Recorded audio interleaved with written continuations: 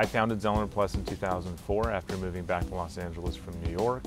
We're known primarily as architects who deliver very high quality art spaces for the display and exhibition of art.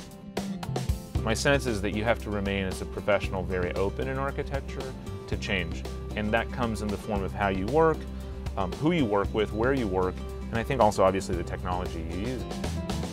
The DesignJet T520 is a gorgeous piece of industrial design, but it also has a sort of level of tactility and ease of interface that are just beautiful.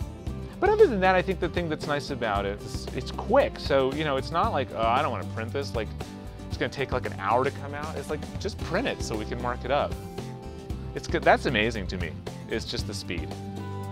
It does different sheet sizes. We can test out different media. Like, I'm really excited to sort of play with vellum and, you know, different print media just to see what we can get out of it.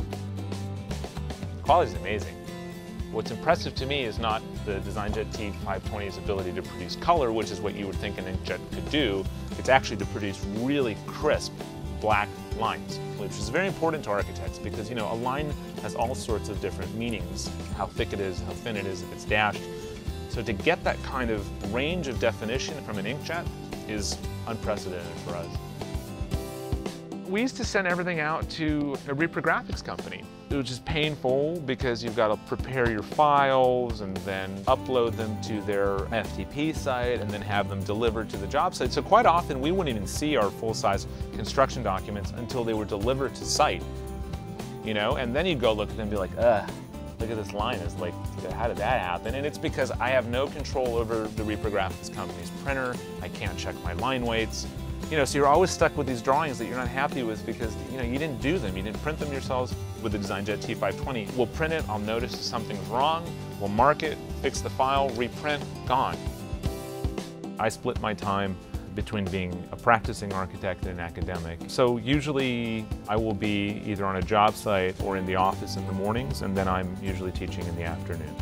What is really interesting to me about ePrintShare is that I can, you know, for instance, be teaching and my staff can be in the office and we can share documents immediately and quickly through my phone, which is becoming increasingly the primary device that I use to make architecture, strangely enough.